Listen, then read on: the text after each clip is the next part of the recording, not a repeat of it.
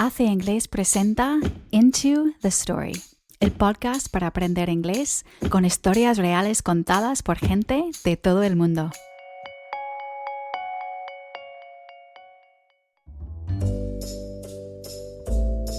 Today's story begins at a train station in Toulouse, France. It's 6 a.m. in the morning, and our storyteller, Harry, is arguing with the train station conductors, asking them, begging them, to let him and his bike onto the train. I've woken up at 5 a.m. to get there, and the train guard's saying, "Sorry, there's no space on the train." No. In today's episode, we hear about a day from Harry's adventure cycling through the French countryside and the unexpected obstacles and people he meets along the way. In this story, you'll hear Harry talk about the difficulty of eating croissants while cycling and how he narrowly escaped a night sleeping outside in the forest. We're calling this episode Biking and Brioche.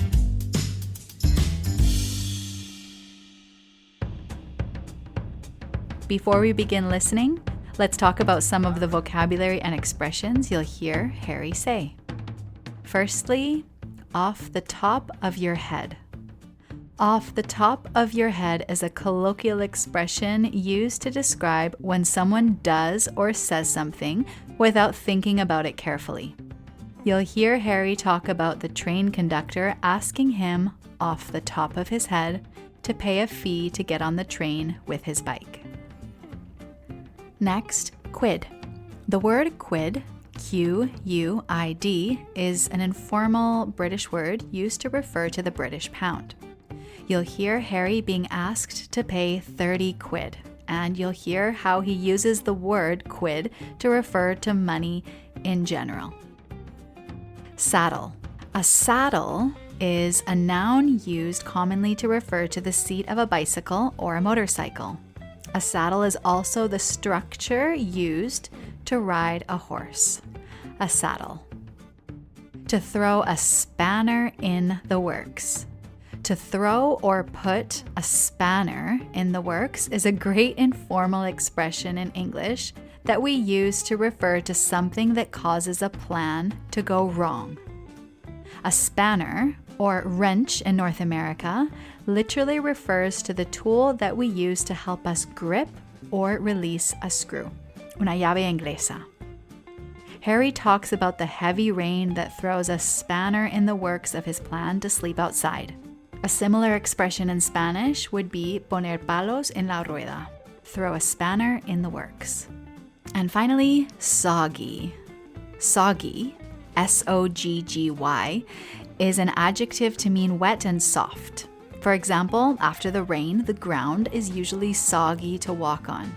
In Harry's case, the sandwich he had in his pocket was soggy after he rode to town in the rain. Soggy.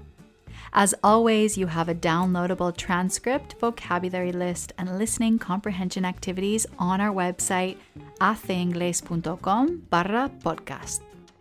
Okay, let's get into the story. The plan was to take the train from Toulouse to Bordeaux and then cycle about 200 kilometers to Nyon. The day starts at my friend's house where I'm staying. I've got to get to the station for 6 a.m. to get this train. But what I don't know is that taking a bike on the train in France is an absolute minefield.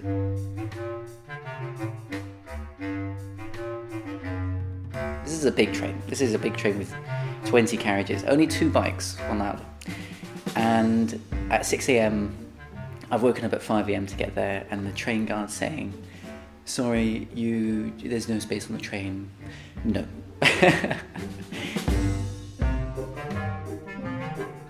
And I'm almost on the verge of tears, practically. Like, I'm so tired. This is a disaster. I've got everything planned later. If I don't get to this place, Nyon, which is this town in the middle of France, then everything else is going to be really hard for the following days. And so I'm just begging him, and then he's like, all right, talk to the boss man over there. I'm saying, I want to put this bike on the train. This must be put. I'll do whatever it takes. I'll take it apart. I'll stand up, and the bike can have the seat or whatever. And they say, have a look at the train. All right then. We'll let you on, but you got to pay 30 quid. And he looks like he's just made it up off the top of his head. And he's like, well, it will be 10 in the ticket office, but you're late, and there you go, 30 quid to put your bike on when you shouldn't be. So I get the bike on the train.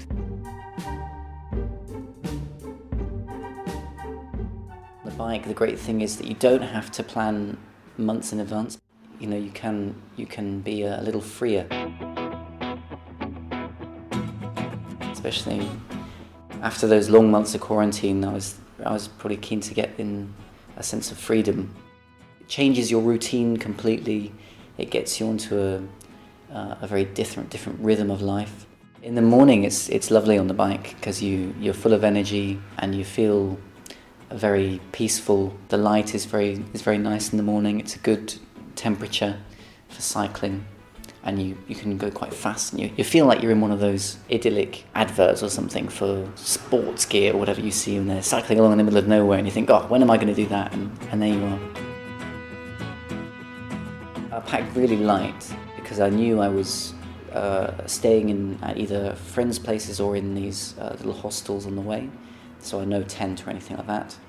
Just got a 10-litre bag on the saddle, a couple of small bags on the frame, which has got its pockets stuffed with leftover croissants and brioche and things. I did try a few times thinking, I could save time if I eat whilst I'm still going. I don't know how to do it in the Tour de France, because if you've ever tried eating whilst you're cycling, it's actually really difficult. You need to keep a hand on the wheel, you've got to eat the thing, and your mouth's incredibly dry, and you're going practically choking to death while you think, finally, now I'm going to stop.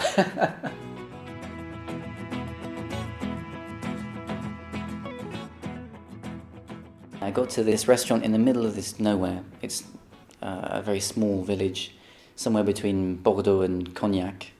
And there's a lady there, and she's looking everything's looking very nice. I thought, oh, maybe I'll have lunch here. I'm actually early. You've got to be very careful about what time you eat your food, as it's very precise. Everybody tends to eat between midday and 1:30. And in Spain, I've been used to the 3 p.m. lunches and stuff, and the 9-10 p.m. dinners. And in France, it's very, very specific hours. It's 11:45. I think surely at midday, because I've already had this experience of being turned away, midday they're going to be saying that's a great time to eat. So I think, wow, Harry, you've done well here. You've actually understood the French hours for eating, and this is going to be a great success. But she says to me that the restaurant is fully booked. And I couldn't believe it, because the restaurant is empty at this point. I think, surely I can just go in before anyone comes. She says, no, impossible. You don't have a reservation? I'm afraid it's not possible, sorry. So I sit on the side of the road and have a sandwich from the little corner shop. There's hardly anybody in this that I've seen for all morning, and it's really in the countryside. And then, amazingly, at 12, the restaurant is full, and all the people have arrived within 10 minutes. Probably the whole town and the surrounding towns all dine there every day. It must be a good place. So the thing that was really throwing a spanner in the works later in the day was that I realised that my accommodation for that evening in the lovely Niort had been cancelled, and I'm thinking, oh bollocks, I have nowhere to sleep tonight. But it's a nice sunny day, I'll just sleep in the forest. I thought I'd just go into the forest, make a little lean-to, so they put some sticks, lean some sticks against the thing, like when you do when you're a kid. I didn't have anything to sleep in. I thought I'll just rough it for one night, it'll be alright. But it really started raining really, really heavily, and it was really cold because something happens as you move up France. You cross a certain river, I think, and really the weather kind of changes quite significantly from the north and between the north and the south. And it was just bucketing down. I had to do this last 20 kilometers on the main road. Really cold, really wet, and I'm thinking, crap, this forest plan is not going to work. I'm looking at the forest looks thoroughly uninviting. So I thought, best plan now is just to go in and maybe I can chat to some people and befriend them or something and see if someone's got a sofa where I can crash. I was pretty tired. I'm going from bar to bar trying to find one that's got a bit of life in it. I find the bar and I get talking to a group of youngish looking people. I'm thinking, these guys are really nice. They're really interested in bikes as well. But I made the mistake of choosing the bar that was near the station, and at about quarter past 8, they sort of say, "Oh, my train's here. Better be going back to Paris tonight, and good luck with finding a room."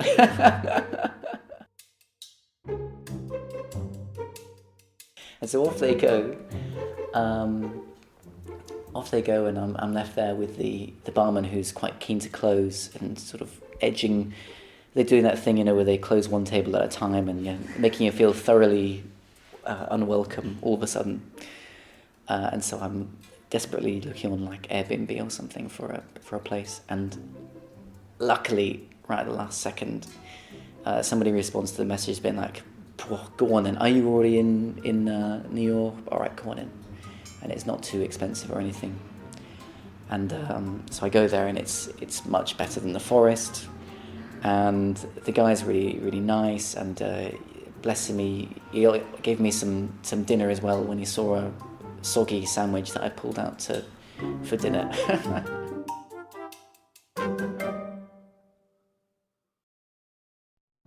I think those unexpected adventures are kind of what makes the trip a little bit exciting when you look back on it. Yeah, relish those things that go wrong, because ultimately it's those moments of real discomfort that make us appreciate the security and creature comforts that we have. That's why I try not to plan too much in advance, or just get a skeleton idea of what I'm going to do, and then hopefully the little improvisation that you do along the way brings a little bit of magic.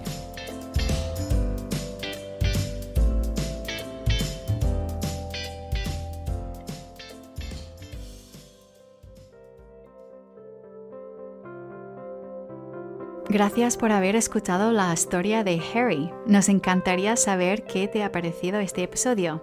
Puedes enviarnos un correo electrónico a hello@haceinglés.com. Y si aún no lo has hecho, suscríbete a Into the Story en Spotify, iTunes o tu plataforma preferida. Thank you for listening. Until next time, we hope you have a good time, or at least a good story to tell.